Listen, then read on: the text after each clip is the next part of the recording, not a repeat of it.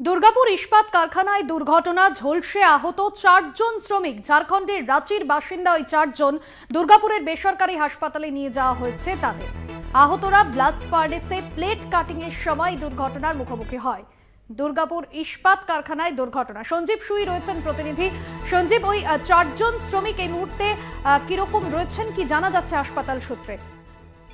দেখো, এই মুহূর্তে 4 জন শ্রমিক হাসপাতাল সূত্রে এবং বিভিন্ন ট্রেড ইউনিয়নের নেতৃত্বের সূত্রে আমরা জানতে পারছি 4 জনেরই অবস্থা আশঙ্কাজনক, তারা ঝলসে গেছে। এবং আমি তোমাকে বলে রাখি ভাস্বতী, এই নিয়ে পরপর 4 বার গত মাসের 25 তারিখ থেকে আজ পর্যন্ত পরপর 4 বার ভয়ানক দুর্ঘটনা ঘটে গেছে দুর্গাপুর ইস্পাত কারখানায়। তার মধ্যে একটি ঘটনা দুর্গাপুর মিশ্র ইস্পাত কারখানায়। বারবার শ্রমিক সংগঠনের যেটা অভিযোগ, যে উৎপাদনের দিকে নজর দেওয়া হচ্ছে কিন্তু শ্রমিকদের নিরাপত্তার দিকে বা শ্রমিকদের সেফটির দিকে কোনো নজর দেওয়া হচ্ছে না। বারবার দুর্ঘটনা হচ্ছে। 29 তারিখে ঘটনাতে 5 জন পুরোপুরি ঝলসে গেছিলেন। 3 নম্বর কনভার্টারে ব্লাস্টিং এ হয়েছে। এবং 29 তারিখে যে ঘটনা ঘটেছিল সেখানে 2 জন মারা গেছিলেন। 5 জনের মধ্যে এখনো 3 জন আশঙ্কাজনক অবস্থায় দুর্গাপুরে বেসরকারি হাসপাতালে ভর্তি রয়েছে।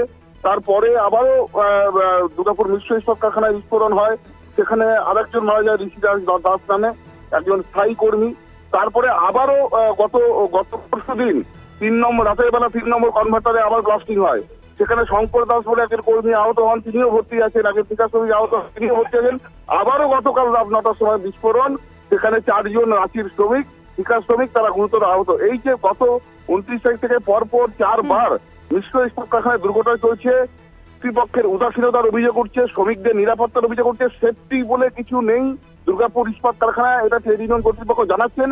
এবং যতবারই তারা ডেমনস্ট্রেশন করছেন বা লিখিতভাবে অভিযোগ জানাচ্ছেন বা শ্রমিক বা কর্মীদের নিরাপত্তার কথা বলতে যাচ্ছেন, ততবার নাকি তাদের যেটা অভিযোগ, যে তাদেরকে ততবারই অফিসার মহল থেকে মানে উচ্চ কর্তৃপক্ষ তারা তাদেরকে নোটিশ ধরে দিচ্ছে এবং তাদেরকে শাস্তির বিধান দিয়ে হুমকি দিচ্ছে এবং নোটিশ দিচ্ছে। এই মানে একটা ভয় তাদের মধ্যে, একটা মানে ইউনিয়নের মধ্যে একটা সমস্যার মধ্যে রয়েছে তারা।